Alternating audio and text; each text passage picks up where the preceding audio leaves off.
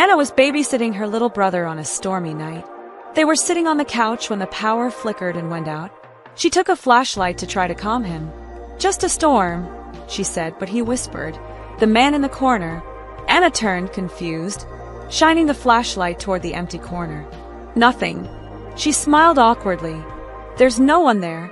Suddenly, Anna's phone buzzed as a text from her mother arrived. "We are running late, but I just seen you just texted. Who is in the corner with you?" Anna turned again as terrified and saw a silhouette moving in the corner. "Get out of there. We're still at the grocery store," the phone buzzed in. It was late, and Lisa was home alone scrolling through her phone when she heard a faint knock at the door.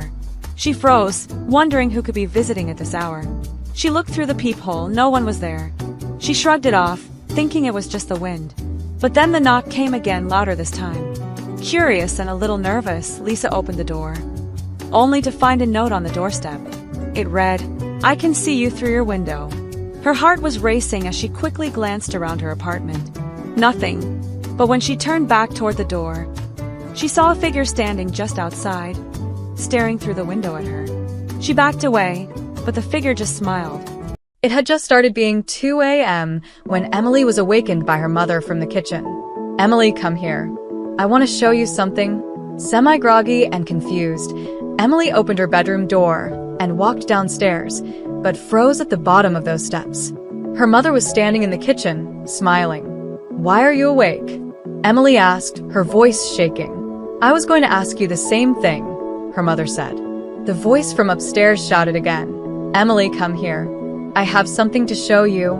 The awful reality dawned on her then. Her mother was still standing in front of her, smiling. The voice from above wasn't. Late one night, Sarah sat in her room alone with her phone. The house was silent save for the occasional creak of the old wooden floorboards. She glanced up at the mirror across from her desk, barely noticing her reflection in the dim light. Then her reflection blinked. Sarah's heart began to pound as she straightened out, staring harder. Her reflection was smiling, but she wasn't. She slowly stood up, too afraid to look away from the mirror. The reflection moved out of the frame and reached its hand toward her. A shiver trickled down her spine. "It's just an illusion of the light," she whispered, but she couldn't move. Then, in a voice that wasn't hers, the reflection whispered back, "I've been waiting for you." It was a quiet night, and Mark was home alone when he scrolled through his phone. He heard the tiniest knock on the door. What could it possibly be this time? He looked through the peephole, but saw nothing. Shrugging it off, he returned to his phone. Another knock, then another. This time, it was louder. He opened the door, but no one was there. Only a small, old doll lying on the doorstep. Curiously, he picked it up. As he closed the door, he heard a whisper, cold and faint, "I'm in your house."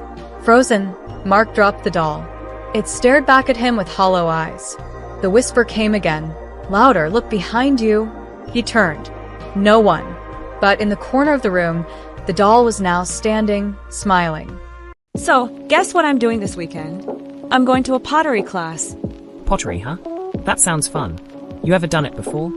"Oh, totally. I watched a video on it once. It looks so easy. You just squish the clay and boom. You make a vase or a bowl or something." Okay, but you know it's not just about squishing, right? There's a lot more technique involved, like shaping the clay. Yeah, I know. Like you have to spin it really fast, right? So it's like a big spinning wheel, and you just squish it, and it magically turns into something amazing. Wait, hold on. Did you just say squish again? You sure it's not more about molding the clay gently, not like punching it? Well, I mean not punching it, more like, like when you make a pancake. You just squish it flat and then, I bet I can make a pancake-shaped bowl. A pancake-shaped bowl?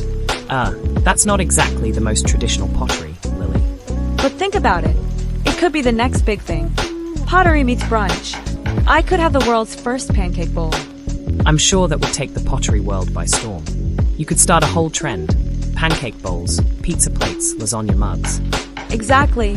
And then we get featured on the news, like how one woman revolutionized pottery with breakfast foods. You really think they'd do a news story about a pancake bowl? You're onto something here, I guess. Definitely. I'll even make a mug that looks like a croissant. It'll be the future of kitchenware. Alright, so just to be clear, you're going to pottery class to make actual pottery. But you're planning to turn it all into food-shaped dishes. Yep. Pottery, but with a twist. I think you've just invented the unfunctional version of pottery. Like, that pancake bowl might be fun, but are you going to eat from it? Oh, good point. Maybe I'll make the pancake bowl and just hang it on my wall as art. It'll be modern art. Yeah, sure. The Pancake Bowl by Lily. It's not just a bowl, it's a lifestyle. Exactly. You get it now. I'm a visionary, Jack.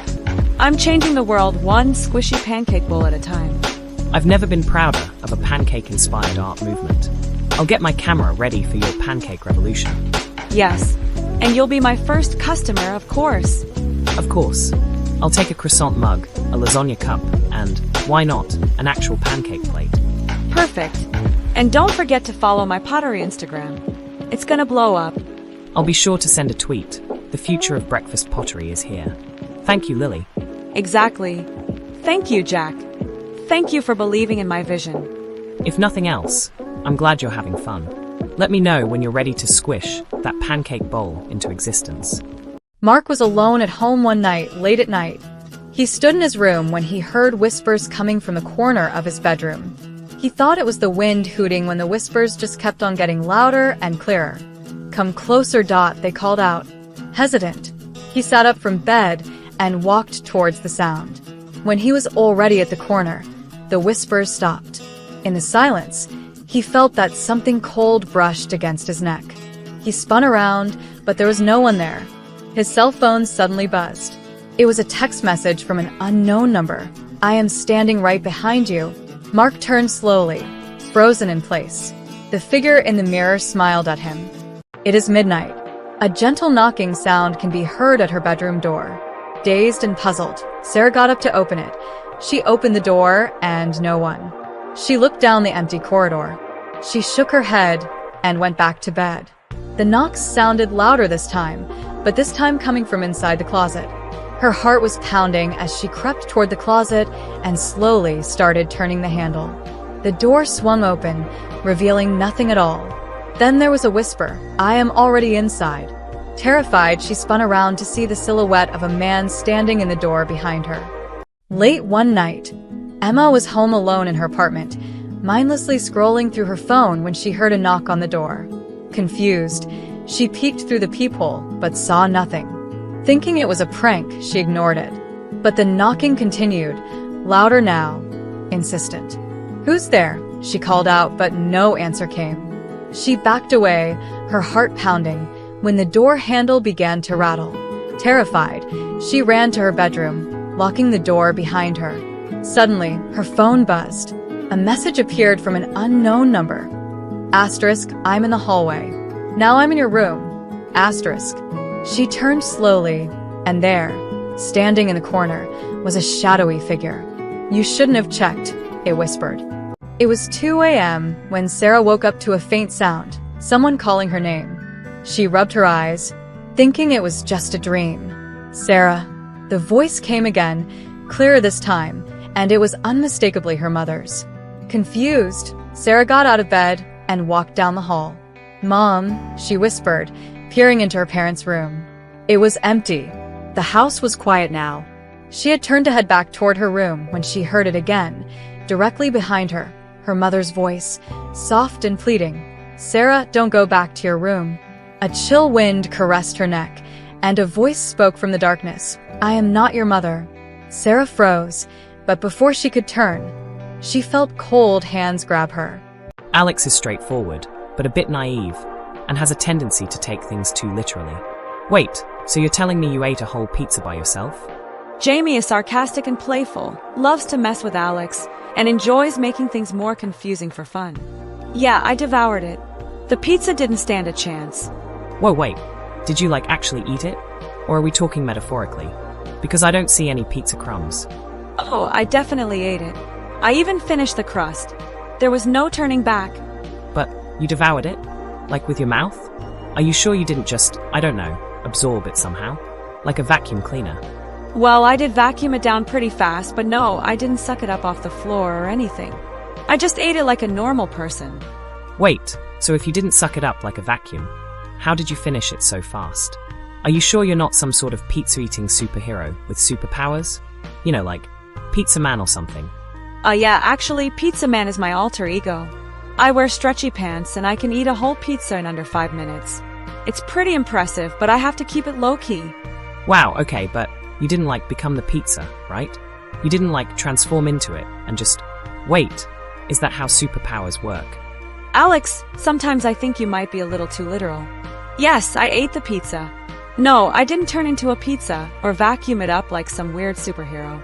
I just ate it. Is that so hard to believe? Yeah, okay. Got it. So, if you eat a pizza and you don't turn into a pizza, does that mean I can eat a donut and not become a donut? Yes, Alex. You will not turn into a donut. But if you do, I'm definitely taking a picture. Oh, I'm gonna try that next. A donut superpower sounds amazing. I'm just saying, if you end up becoming a donut, I'm taking full credit for your transformation. Deal. But I'm still not ruling out the possibility of becoming a pizza. You know, just in case. Right, because that would be totally normal. Just a regular Tuesday for you. Exactly. Just wait. I'll make sure to save a slice for you.